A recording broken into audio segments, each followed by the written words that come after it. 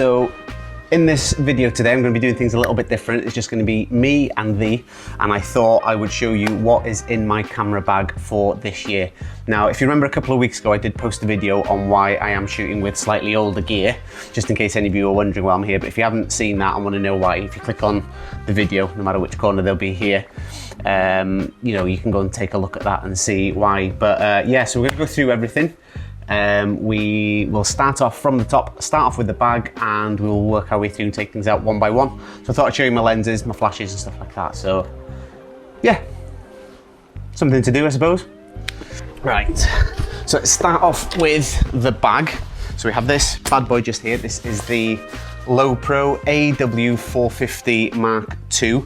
This thing's an absolute tank. It's never let me down. It's absolutely sturdy. It's been dropped a couple of times with my gear in there as well. Everything is still absolutely spot on. Plenty of room in there, and it's not too big that I overfill it where it comes to a point where it's painful at the end of a wedding day. So yeah, it's all very, very good. Highly recommend this one. And yeah, we'll work our way in.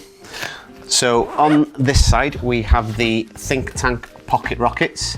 So inside we have a bunch of compact flash cards, because obviously shooting with a 5D2, it all shoots compact flash. These ones are a little bit older. I don't tend to use these ones on jobs, because like I said, they are a little bit older and they're a little bit slower. But they're always handy to have when I'm doing my own personal projects and stuff like that, where keeping the focus doesn't really matter quite so much. Then over in the other one, we have the ones I use on active jobs. So we have the SanDisk Extreme Pro cards and some Extreme, and we have some SanDisk Ultras as well. Now, love SanDisk cards. Never had any problems with them as well. Yeah, really handy. So what I tend to do, a little trick for you, a little tip, don't say I never give you anything, is when you're on a job, if you've got something like this, obviously empty memory cards up like this. So if you have finished the job, throw them, finish the memory card, sorry, turn them upside down, put them in so you know that one's full. So a little tip for you. And in the back, we have some SanDisk Ultra SD cards as well. So will always be living in my front pocket just here. It's stuck to it as well with this little cord that it's got on the inside. So they ain't going anywhere, so they're not going to fall out of my pockets or anything like that. So the only way they're disappearing is if the bag goes as well, and that's highly unlikely. So yeah, so I'll get these clipped up, place for the tripod just at the front there. Open up the side here, we have a tiny umbrella. Don't use this very often. This was actually bought by mistake. I was hoping it would be a little bit bigger, but when it arrived, it was this dinky little thing. So yeah, pretty cute. Handy though, because you can just sort of throw it up in the corner, get some double diffused if you are bouncing the light off the walls or the ceiling, especially during weddings and bridal prep. So that will always live in the front there, and I always recommend carrying some of these with you as well. So we have some just standard cable clips, cable ties. Helped me out with sticky situations a couple of times, that one has. Especially if you want to have a photo using flash, and say you're using a wider lens more than anything, and you don't really want the flash stand in there, so rather than having to do all the Photoshop work, you can actually just say tie it to a tree or anything like that. But obviously remember to take scissors with you as well to get that off as soon as you're done. Yeah, so it's pretty good. They will always stay in the front just there, and then we will go on to the inside. So in the front compartment just here,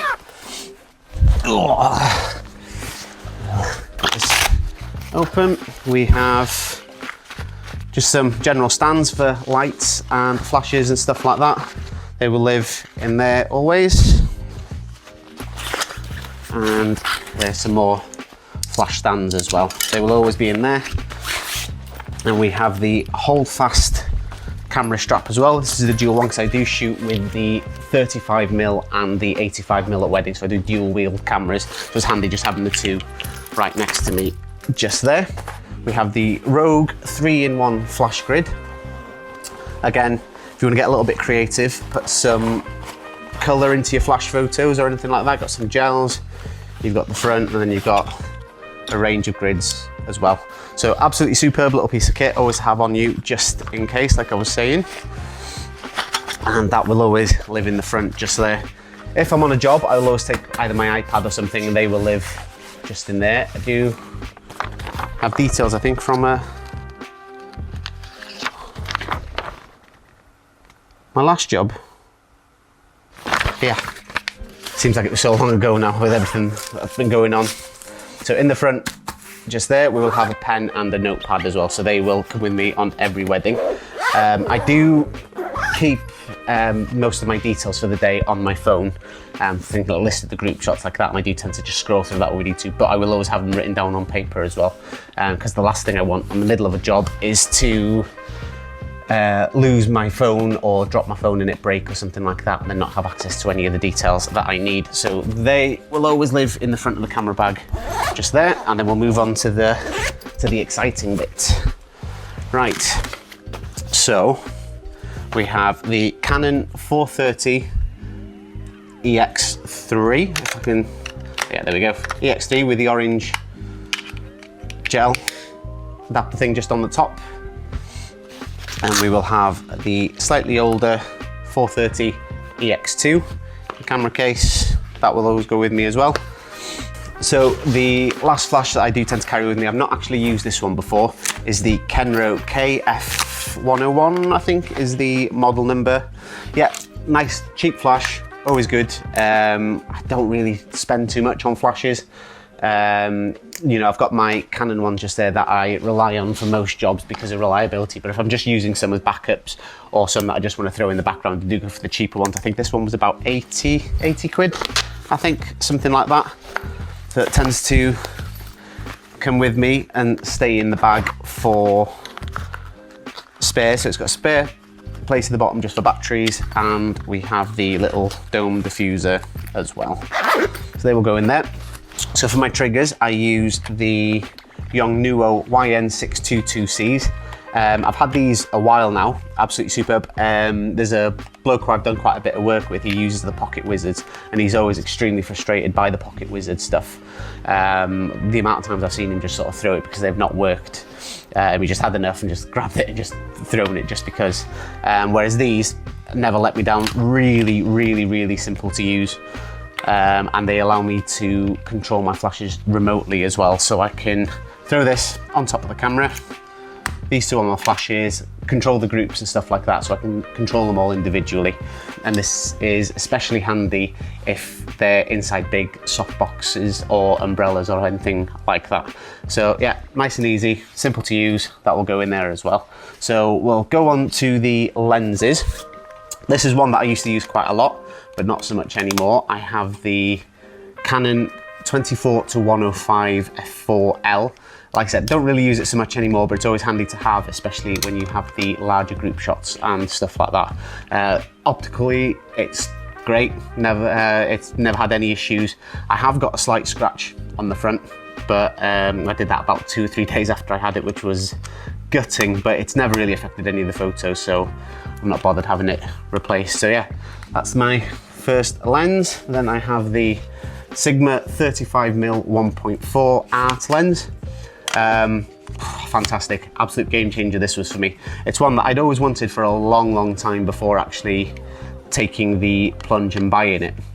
But ever since buying it, especially paired up with a full frame camera, this thing's unbelievable. I did have a couple of little issues with it at the very beginning, where it wasn't quite focusing properly, but I took it to someone that I know, and he got it calibrated for me, and ever since then it's been absolutely bang on every time. This is one of my more recent purchases, the Sigma 50mm 1.4. Again, absolutely superb lens. I only bought this one probably about 6 months ago, something like that. I used to have the Nifty 50, the 1.8, but that lens, it was showing its age. It was when I first bought the 5D Mark II. I bought it around the same time, and absolutely cracking lens for most of the time, but the sort of last 6 months before I bought this one, it started playing up a little bit. It was missing its focus quite often, so I thought I'd upgrade, get the one that I wanted, and I've not looked back since, because I do love shooting with especially portraits on the 50mm. Absolutely cracking. So onto my second to last lens, I have the Canon 85mm 1.8. Again, absolutely superb lens. People do ask me why I haven't upgraded to either the Sigma 85mm 1.4 or the Canon 85mm 1.2. Main reason is I don't need to. This thing is unbelievably sharp. A little bit hit and miss at 1.8, but stop it down to f2 and I rarely miss any focus or anything like that. So absolutely superb for those portrait sessions. Now this one I do have stuck to my camera. I'll go over the lens first. I think you might have seen this one before. I have the Sigma 105mm 2.8. As you can tell, I really do like my Sigma lenses. Always have, all the way back to when I was shooting with the APS-C sensor cameras, which was the 30D, which was my first one. One of my favourite lenses was the Sigma 10 to 20. I think it was 3.5 to 5.6 or something like that. But yeah, they're always absolutely bang on. This one I bought probably about 12 months ago, or something like that. Don't really use it very often. I don't really plan on using it that often, but it's handy for some of the close-up detail shots when it comes to the weddings. And one thing that I didn't quite anticipate this would be good for as well is when I shot a wedding back in October in Winchester Cathedral, and obviously with everything that's going on at the moment with social distancing, I had to keep my distance away. So this was great because I was quite a bit further away from them. This was great just to get those sort of headshots and closer up shots when we were at the end of the aisle. So yeah, again, absolutely cracking piece of kit and will highly recommend it to anyone. So onto the camera, I have the Canon 6D. Now this one is my backup body. It's an okay camera. I'm not going to sit here and say it's absolutely fantastic. When it's good, but I do have a couple of issues with it. Mainly the focus speed. Sometimes it does miss when you have got faster moving subjects, and the shutter limit to 1/4000th of a second. It would be nice to have a little bit extra from that, but it's not the end of the world. So as you'll see in that last video that I did post, that when it comes to upgrading my camera, this will probably be the one that will be upgraded first. Yeah, like I said, it's a good camera. It does the job okay. For studio stuff, it's absolutely fantastic, but other than that, yeah, it's just a Canon 6D. What more can I say? And onto my main body, I have the Canon 5D Mark II. So this has been an absolute workhorse for me. Never ever let me down on any jobs. Absolutely pin sharp almost every time. 9 times out of 10 when it's not quite as sharp, it's usually down to my error, not anyone else's, and not the camera's. Yeah, absolutely superb. It's probably done about 100,000 photos at the time. Well, now I should say. Yeah, not much I can say. Good camera, still serving me well, still getting some cracking images with it. Does show its age a little bit now when it comes to low light performance and stuff like that, but you know, if something's lit up properly when I've got my flashes and my lights and stuff with me, then this thing is absolutely on point. So there's no need for me to upgrade, and so that is my main body. So just a little bit of the knickknacks.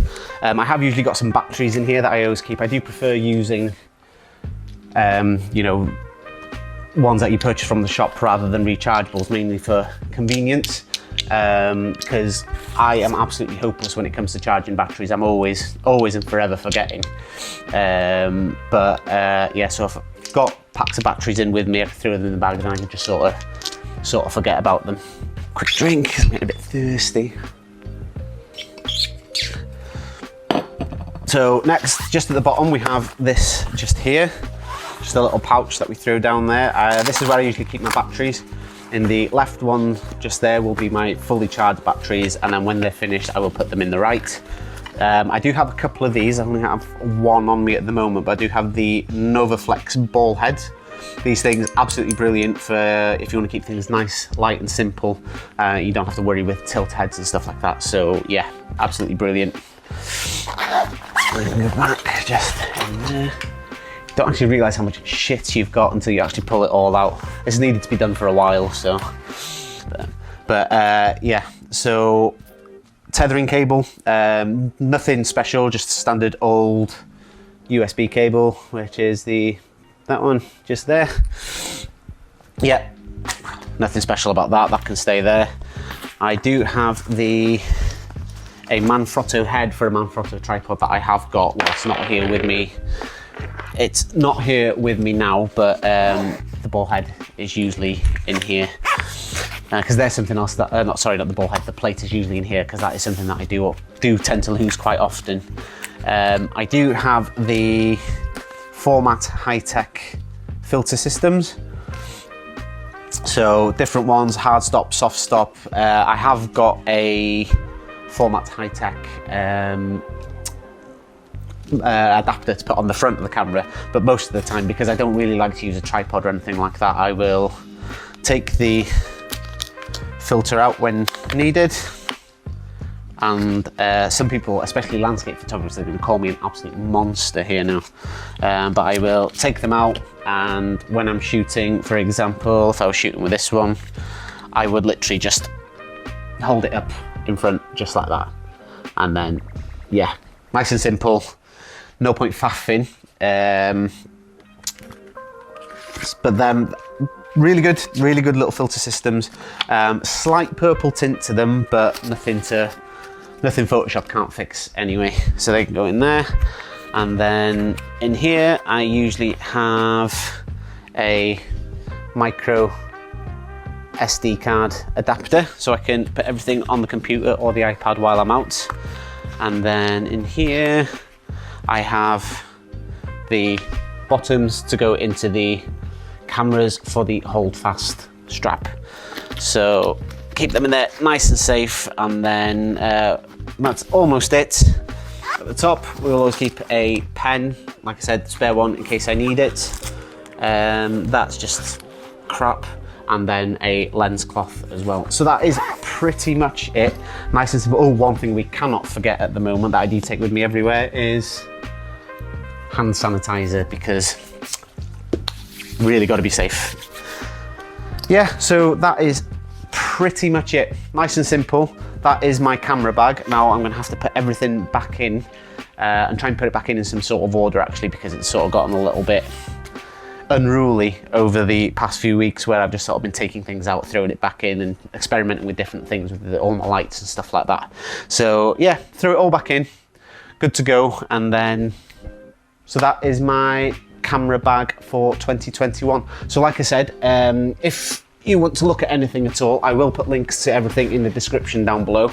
And if you've got any questions at all, just pop them in the comment section down below, and I will get back to you as soon as possible. So I will catch you later. Peace. Oh, my knees. Jesus.